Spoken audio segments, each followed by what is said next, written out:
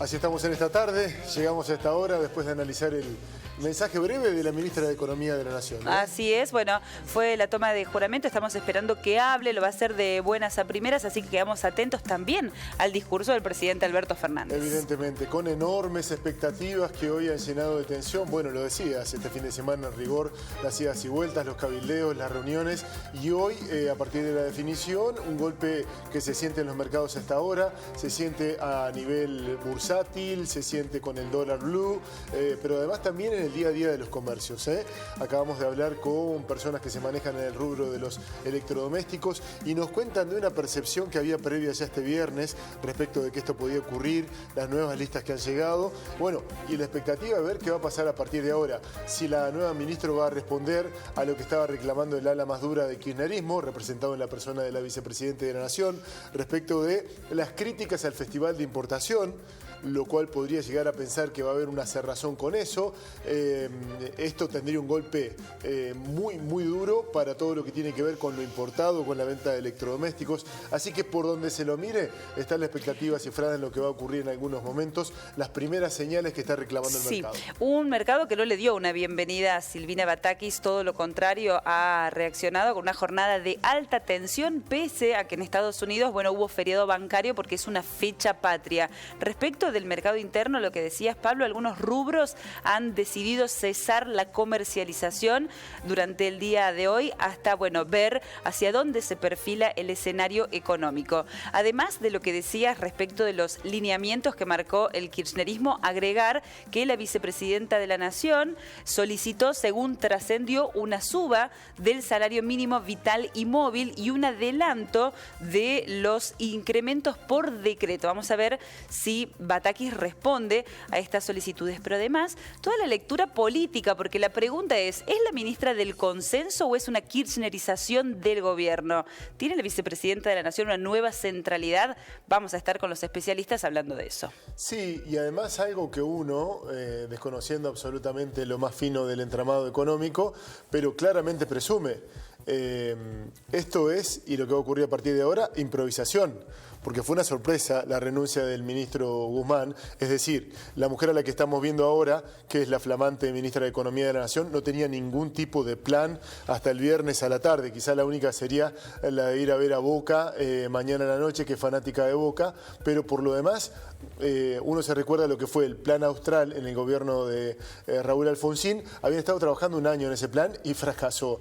Uno ve ahora este gesto que ha sido absolutamente lamentable este fin de semana, que una vez más silvana las internas dentro del gobierno, que son absoluta y totalmente vergonzantes, inaceptables, y habrá que ver qué pasa de aquí en más. En medio de la crisis, la figura del presidente se ha debilitado notablemente y habrá que ver cómo sigue esta circunstancia, viendo hacia el futuro, claramente, pero, digamos, el primer paso habla de una improvisación. Bueno, claramente, porque fue una sorpresa la presentación de la renuncia del ministro Guzmán, pese a que el sector más duro del kirchnerismo ya venía señalando la figura del ministro de Hacienda. Era un pedido, era un reclamo, pero parece que sorprendió a propios y extraños que finalmente la renuncia se diera este fin de semana. ¿Cuál es el plan de Batakis? ¿Cuáles son las acciones y los lineamientos de la economía? Bueno, se espera que en el discurso de la flamante ministra de Economía se puedan conocer algunos de los principales lineamientos. Hoy, Pablo, vamos a estar repasando también lo que han sido las repercusiones y la percepción de los distintos sectores productivos del país. Lo decíamos, los mercados no le dieron una bienvenida porque ha sido una jornada, bueno, de alta tensión en cuanto al dólar, a los bonos, al riesgo país, pero vamos a ver qué pasa puertas adentro y cómo, bueno, perciben o qué le están pidiendo los distintos sectores productivos. Bueno, una mujer que, como lo sabemos todos ya a esta altura de las circunstancias, ha sido ministro de Economía del gobierno de Daniel Scioli en la provincia de Buenos Aires. Hablan los que conocen su recorrido de que se trata de una mujer más abrazada a la heterodoxia. Sabemos que aquí hay varias escuelas en lo que corresponde al rumbo económico y a las decisiones que se toman. En este marco ella abreva de cada sitio, de cada lugar, la citan como una persona muy pragmática, dramática y que, bueno, habrá que ver en el día a día qué tipo de decisiones toma. Me parece que está claro lo que citás vos del camino por donde se va a transitar, si tienen más que ver con la gran deuda que deja el ministro que se va, que tiene que ver con una inflación descontrolada. Habrá que ver cómo sigue esto. Realmente hay luces de alerta que son enormes y con los precios. No hubo posibilidad de manejar los precios. Se han tomado decisiones malísimas, como las que, por ejemplo, estamos padeciendo ahora con el combustible y el manejo del dólar, el tipo de cambio. Bueno, habrá que ver cuáles son esos 5 o 6 puntos fundamentales para poder transitar lo que queda de este gobierno. Y las reservas del Banco Central también. Bueno, ella en sus declaraciones, en realidad en sus pronunciamientos en las redes sociales, ha dejado siempre muy en claro que es justamente una referente y una especialista que se inscribe en la Escuela de la Heterodoxia de la Economía. Un estado presente parece ser, bueno, un lineamiento fundamental para su despliegue económico. Vamos a saludar al licenciado Rodolfo Lace Paníceres, quien es analista político, para sumarlo a esta charla que estamos teniendo en la tarde de hoy. Rodolfo, buenas tardes, bienvenido. Hola, ¿qué tal? Buenas tardes, ¿cómo están? Bien, aquí haciendo lo que Borges llamó una especie de poema conjetural, conjeturando qué puede llegar a ocurrir, qué puede llegar a pasar, que me parece que es la gran pregunta a esta altura. Y que nos estemos preguntando con tantas dudas esto, ya es un dato, ¿no? Sí, absolutamente. Debemos ser Argentina uno de los pocos países que conoce a su ministro de Economía. En otros lugares, cuando renuncia el ministro de Economía, aparece en un lugar chiquitito, al pie de un diario, y acá sabemos, nos causa conmoción y primero lo conocemos a todos los ministros en mayor o menor medida de la vuelta de la democracia para acá. Y esto nos muestra a las claras la problemática que es la economía en la vida argentina, no solamente en este gobierno, sino en el largo proceso histórico. Rodolfo, bueno, la idea es también poder tener una lectura política. Estamos esperando escuchar a Batakis para conocer cuáles van a ser los lineamientos de su gestión, pero queremos consultarte, ¿no? ¿Cuál es la primera impresión que queda tras la designación de Batakis? Durante el fin de semana hubo como toda una danza de nombres y, bueno, la especulación respecto de quién se iba a quedar con esta área del gobierno, porque son 3 las fuerzas que están componiendo la coalición. Sin duda, bueno, ha triunfado la candidata de la vicepresidenta de la Nación, pero ¿qué significa esto en términos políticos? Mira, sería muy provocativo al decir que no significa nada. ¿Por qué? Porque no se trata de un nombre, no se trata de Batakis, no se trata de Barry Hagis o Melconian. Acá no es un problema económico, es un problema eminentemente político. Podemos traer al mejor economista de los Estados Unidos, que haya triunfado, etcétera, y veremos que acá va a fracasar porque es un problema eminentemente político. Porque los 2 grandes líderes de la coalición gobernante no se ponen de acuerdo, es decir, tiene la vicepresidenta ejerce un poder de veto que impide realizar acciones de gobierno y por otro lado el presidente no empodera de manera debida a su gabinete. Yo no creo que Guzmán haya sido un mal ministro y que el resto de los funcionarios sean malos en su cartera, al contrario, muchos vienen de mucha experiencia en gestión, en mayor medida relativamente buena, pero no se lucen porque no tienen respaldo y cuando intentan hacer una acción, claramente son vetados. A ver, Guzmán tenía la fecha, la renuncia firmada hace aproximadamente un poco más de un año, cuando intentó echar a Federico Basualdo y lo volvieron a reincorporar. Un funcionario de tercera línea que se rebeló ante las órdenes del jefe de su cartera. Eso es impensable en otros gobiernos. Entonces, a partir de ahí sabíamos que Guzmán tenía un margen de maniobra muy acotado y que su gestión no se iba a circunscribir a intentar contener el dólar, las reservas, sino que se iba a circunscribir a negociar con el FMI. En mayor o menor medida, esa fue su tarea que llevó a cabo, porque sus funciones quedaron claramente acotadas a partir del día que no pudo echar a Federico Basualdo.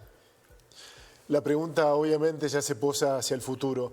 En esta cuestión de poder que está por detrás del nuevo ministro de Economía, ¿cómo se puede pensar en el futuro? Es un momento de crisis. Nosotros que tenemos esta mentalidad tan presidencialista, uno cree que necesitamos un poder firme, bien sustancial, que apoye este proceso. ¿Cómo avisoras el futuro? Claramente, como bien decís, la debilidad de nuestras instituciones declama un poder presidencial muy, muy fuerte, lo cual hoy no existe. ¿Por qué? Porque el poder del presidente quedó prácticamente en su nivel más bajo, ya venía con una pérdida de poder significativo con la salida de Matías Culfas, y con esto significa el fin de los albertistas. Uno me dirá, bueno, está Santiago Cafiero, pero Cafiero ya desde el día que se fue a Cancillería quedó en un lugar más bien marginal. De los albertistas centrales, Guzmán era el último y con su salida se va casi todo el poder que tiene el presidente.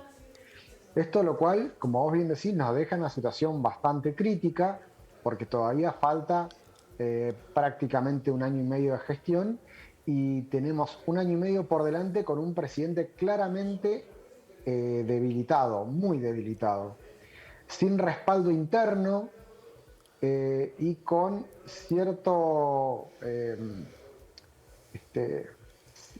grado de ataque de la coalición opositora, pero sin que la coalición opositora logre capitalizar la caída en términos de valoración popular del gobierno actual. ¿Tiene antecedentes, Rodolfo, esta situación, pensando en un poder central en la cara del presidente debilitado y el ascenso de una figura de la vicepresidenta, en este caso, en nuestro país? ¿Hay algún registro o antecedente histórico de una situación similar en cuanto al poder? La verdad que repruebo la materia así, al contestarte rápido. No recuerdo algún caso puntual. Sí hay actualmente varios desequilibrios internas entre gobernadores y vicegobernadores, pero sin que ello implique que el vice tenga más poder que el gobernador. Ahora me dejas pensando, bueno, tenemos también en la región liderazgos salientes muy debilitados. Eso es cierto. El caso de Iván Duque, el caso del Perú, el caso de Piñera, es decir, todos los presidenciables, todos los gobiernos donde ha habido elecciones a presidente, los oficialismos han caído por bajos niveles de popularidad, y en algunos casos, como el caso de Colombia, que es el caso por ahí más parecido al nuestro, el presidente no se puede presentar debido a sus bajos niveles de popularidad, y la persona que él pone de candidato ni siquiera logra llegar al balotaje. Claro.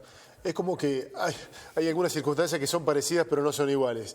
Digo, pienso en figuras presidenciales de muy mala relación con su vicepresidente. Aquí mismo en Argentina, lo que pasó con De la Rúa cuando se fue Chacho Álvarez, Menem con Duhalde. Pasa que la gran diferencia, me parece, por detrás de todo esto, es que la vicepresidenta es la que tiene el poder del apoyo de los votos y la fortaleza dentro de la agrupación, del Frente de Todos, ¿no? Así es, sí, claramente. Ella detenta el poder político, el poder popular. Cristina, básicamente concentra un 25% de intención de voto, es decir, si sería candidata, obtendría un porcentaje similar a esos niveles, y claramente nunca cedió nada de su poder simbólico. Esas fueron cuestiones centrales en el estilo de gobierno de Cristina. Nunca cedió poder. ¿Y cuál es el rol de Massa, así las cosas? Y Massa ha quedado bastante al margen en esta situación. Rumoreó que él podía ser el candidato a ministro de Economía, pero creo que ha optado por tener una posición un tanto más marginal de cara a una eventual posible candidatura de él y a que en este momento potenciar su figura sería desgastarlo muchísimo. Es más, le ofrecieron el Ministerio de Economía a 4 economistas de renombre y los 4 dijeron que no, porque si bien se prepararon toda su vida para ese cargo, no es el momento. Cualquiera que agarre el Ministerio de Economía será una gestión destinada a que las cosas no salgan bien. Sí, la silla del Ministerio de Economía es la silla eléctrica, dijo algún referente de la Cámara de Comercio. Una situación realmente sensible y estamos esperando el discurso porque entendemos que ahí vamos a ver otros lineamientos que tienen que ver con lo político, con lo económico. Entre tanto, podemos decir desde ya, Rodolfo, que se inscribe en la línea más de Axel Kicillof y de los economistas heterodoxos, ¿no? Batakis.